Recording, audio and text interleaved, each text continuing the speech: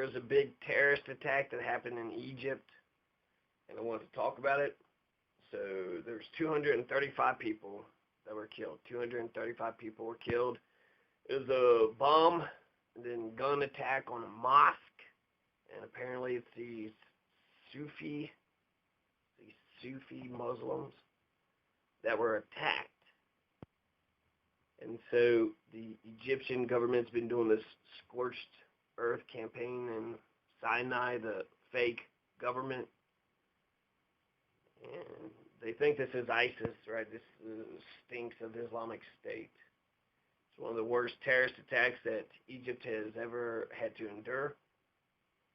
235 people right after Friday prayer. So they were targeted, the Sufis were, by the Salifis. One of the pilgrims, John Underhill, he had massacred an entire village of Muncie. I think that's Muncie Native Americans. Muncie, M-U-N-S-E-E. And, 500 to 700 Native Americans were killed. Mystic River massacres, 400 to 800 people that was killed. This is 235, so it doesn't compare to the shit that pilgrims did to the natives. 59 people were killed in Las Vegas, or 60, and people say, don't count the guy. Count the guy. Don't be stupid. Count the guy, if anything, because he didn't give a shit about his own life. That's why everybody else. There's over 1,000 shots in Las Vegas. Twice as worse as at 26 in Texas. But this is like 5 Las Vegases. Dozens of gunmen. This was a coordinated attack. A coordinated attack by 4 four-wheel drive vehicles. So 4 four-wheel drive vehicles, off-road vehicles. So I don't know what that means, if that just means a truck or some sort of what's those big gas guzzlers. So 40 militants sprayed bullets into the crowds of people who ran outside to escape. So they planted explosives. The people who went to this Sufi, and the Sufis are the peaceful, loving Muslims. So it looks like these are the fundamentalist extremists.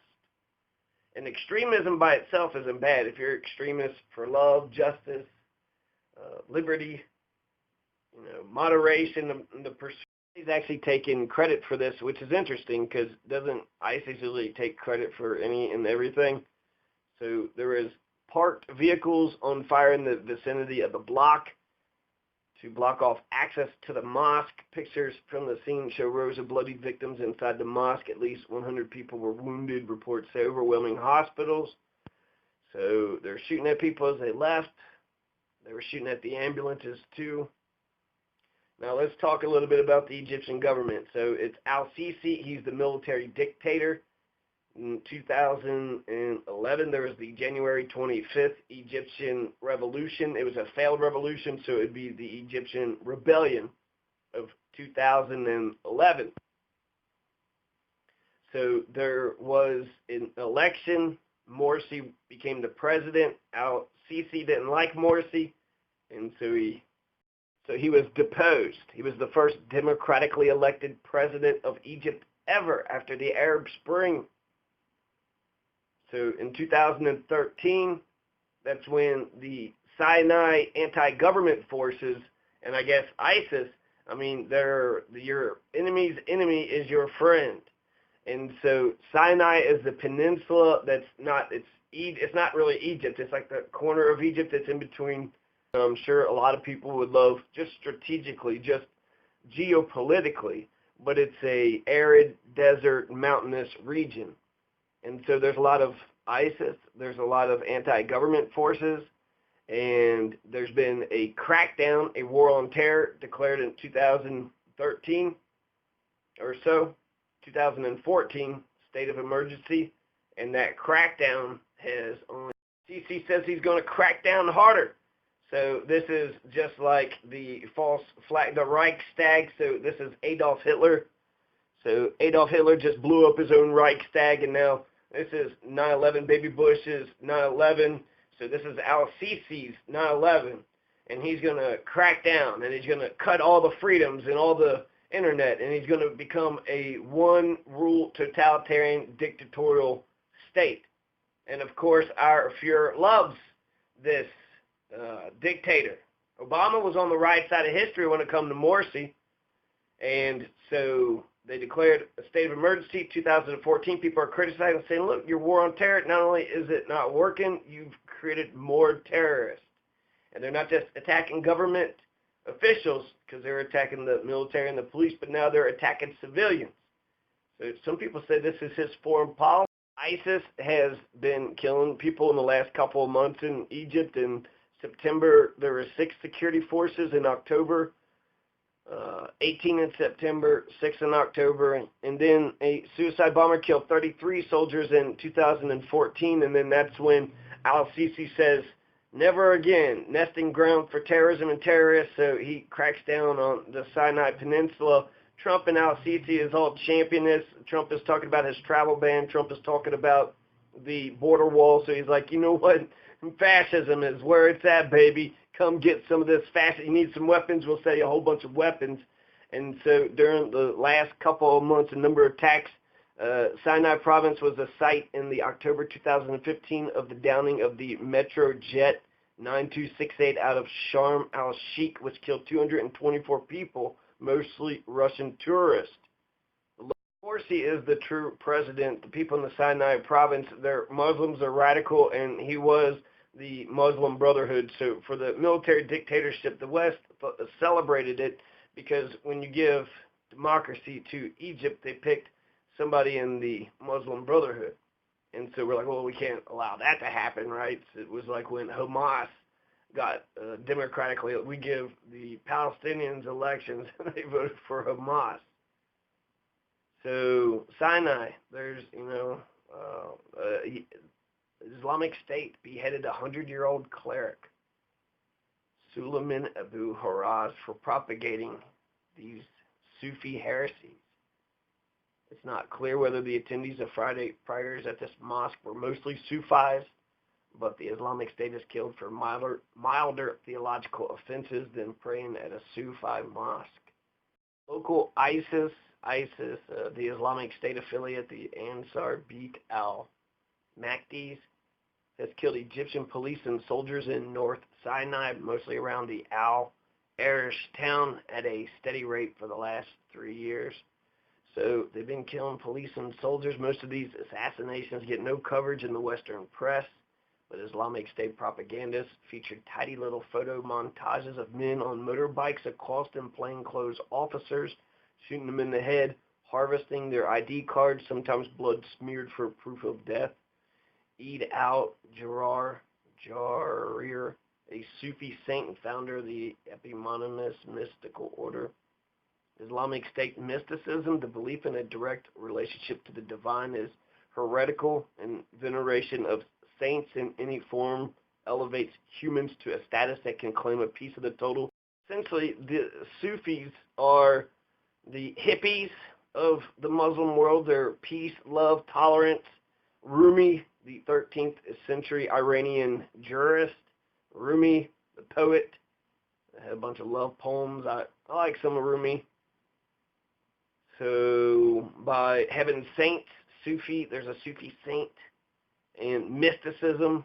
So the fact that some of the people in the Sufis have a relationship with God himself, which I think is that's the whole Protestant thing, isn't that what?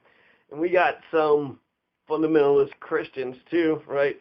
Religion's not a problem until they start backing their beliefs with violence. Then it's like, okay, we let you have your little, club over there, but it's getting a little out of hand. So they hate saints. Fundamentalists, there's some people that say that about the Catholics because they got saints and pictures and statues.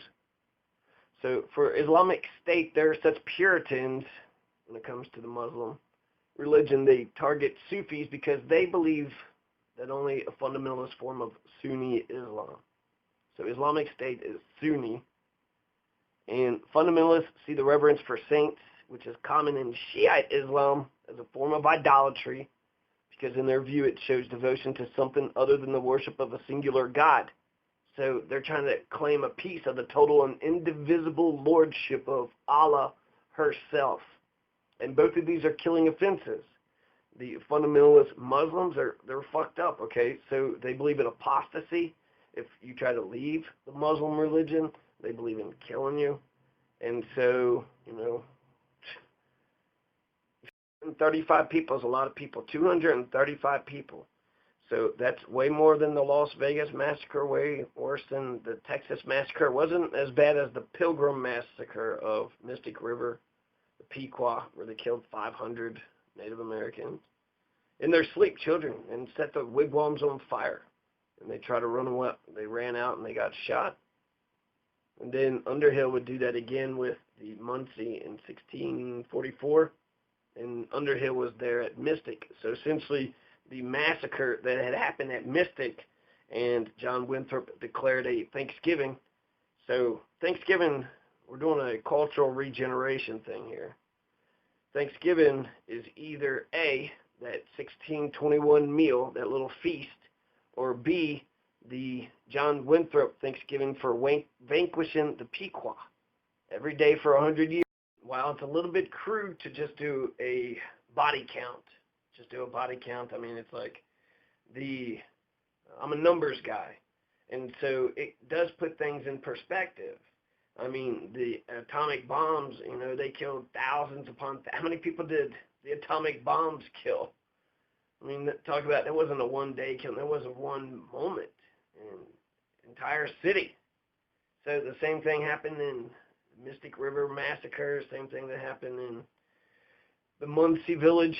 So anyways, 235 is a lot of people. The 846 people were killed in the January 25th revolution. So way more people had died for the revolution. Al-Sisi, him being president, represents the failure of the revolution. And it breaks my heart. Every time I hear about Egypt, I'm just saddened by it. Of course, our fucking Fuhrer loves dick. Don't get Sufis mixed up with Salafis, Salafis. So Salafis is the people that would kill Sufi. So Salafi, 3 syllables, Sufi, 2 syllables. January 2017, an insurgent commander in the Sinai Peninsula interviewed in the Islamic State magazine, like High Times, condemned Sufi's practices, identified the district where the attack occurred as one of the 3 areas where Sufis live in Sinai that the group intended to eradicate. So Islamic State, insurgent commander, Islamic State, Salafi. So this, Egyptian warplanes took to the sky. They were targeting the mountains around Bir al-Abed. Even though Morsi is the true democratically elected president, al-Sisi had controlled the military during the entire election process. People are like, wow, so democratic, so fair, look at everything.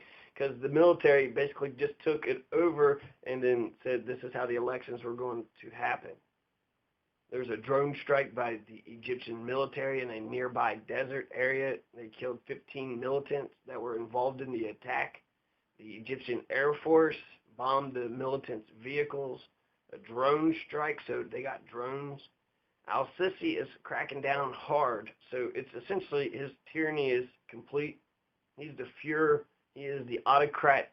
He is the monarch, the one lone ruler. He took Egypt over by coup d'etat, so he isn't the legitimate leader of Egypt, and we're allies with, seem to be the Sufi, the people that went to a Sufi mosque. Not all of them were Sufis. There was non-Sufis there too. So Sufism, Sufis are followers of Sufism, it's a mystical branch of Sunni Islam, so they're both Sunnis. So it's almost like the Christians, the Protestants, and the Catholics are the different Presbyterians versus the Calvinists. Sufis are widely accepted across much of the Muslim world. Some jihadist groups, including IS, see them as heretics. Islamic mysticism is the inward dimension of Islam, or the phenomenon of mysticism within Islam. The mystical trend it's characterized by particular values, ritual practices, doctrines, institutions, began very early in Islamic history and represented the main manifestation and most important and central. Chittick, he said, in a broad sense, Sufism can be described as the interiorization and intensification of Islamic faith. In practice, persecution of Sufis and Sufism has included destruction of Sufi shrines and mosques, suppression of orders, discrimination. In a number of Muslim-majority countries, the Turkish Republican state banned all Sufi orders and abolished their institutions in 1925 after Sufis opposed the new secular order. The Iranian Islamic Republic has harassed Shia Sufis, which, wait, I thought it was the Sunni. There could be Sunnis and Shia, I guess. Apparently for their lack of support for the government doctrine of governance of the jurist, that the supreme Shiite jurist should be the nation's political leader. In most other Muslim countries, this makes me think of that one Dylan Roof guy shoots inside a church, the 4 girls who got killed in Birmingham, and other attacks in church. It's just a quiet group of people worshiping. So the Sufis have been attacked by Salafis. Salafis are people that believe that the practices such as the celebration of birthdays of Sufi saints and the dhikr, the remembrance of God ceremonies, are bid'ah, or impure innovation and polytheistic. So therefore it's punishable by death.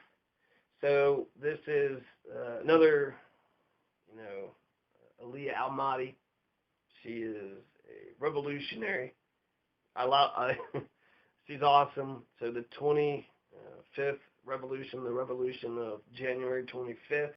This makes me sad for Egypt. My prayers, my thoughts, whatever, my heart is with the people of Egypt, the victims of this horrible, horrendous attack, and all the people that's in the prisons, all the political prisoners, all the people that have died.